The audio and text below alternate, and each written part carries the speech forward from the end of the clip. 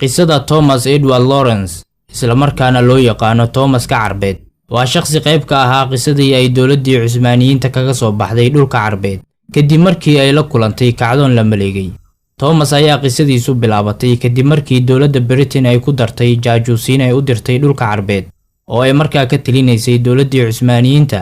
Tani ayaana ka saaciday dawladda Britain inay inta badan gacanta ku dhigto bariga dhexe, sidoo kalena Carabta inay u kala qaybiso dawlado yaryar. Thomas Edward wuxuu Wales ku dhashay 1888 wuxuuna jaamacadda Oxford ka bartay injineeriyadda, istiraatiijiyadda iyo taariikhda ciidannimo. Asigoo ku guda jira sahmintiisa 1909 wuxuu booqday Suuriya iyo Falastiin.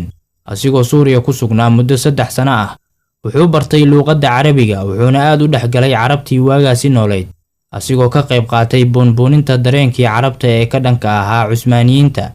Kadib markii uu bilowday dagaalkii koowaad ee adduunka, waxay Britain bilowday in ay ka faa'iideysato sirdoonkeedii joogay dhulka Carbeed.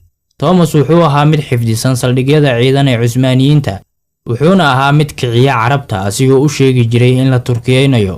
Wuxuu qayb weyn ka qaatay kacdoonkii Carabta ee ku wajahnaa Cusmaaniyiinta ee bilowday 1916 isla markaana uu hogaaminayay Shariif Xuseen.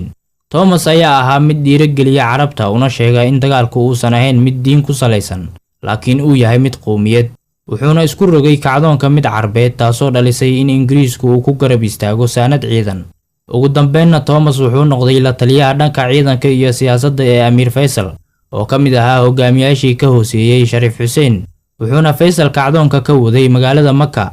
Quwadihii Carabta waxay ku guuleysteen inay ka awood roonaadaan Cusmaaniyiintii ayagoo taageero xooggan ka helaya Ingiriiska. Carabtu waxay filayeen inay ismaamuli doonaan iskana xoreeyeen Cusmaaniyiintii ay u arkayeen in ay yihiin kuwa xoog ku haysta.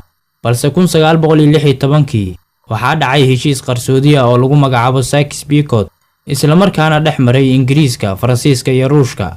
Dawladahan ayaana ku heshiiyey in ay qaybsadaan dhulka Carbeed ee laga saaray ciidankii Cusmaaniyiinta. Wuxuuna waaga ku baryay Carabtii kacdoonka waday isla markaana aaminsaneed inay xornimo heli doonaan. Waxayna sii fajiceen 2 November 1917 kadib markii uu Ingiriisku siiyay Yahuudda dhulka Falastiin. Ingiriiska ayaa xusa balanka Balfour ee Yahuudda lagu siiyay Falastiin, asigoona ilaa haatan ku faana inuu dhisay dawladda isku magacaawday Israel.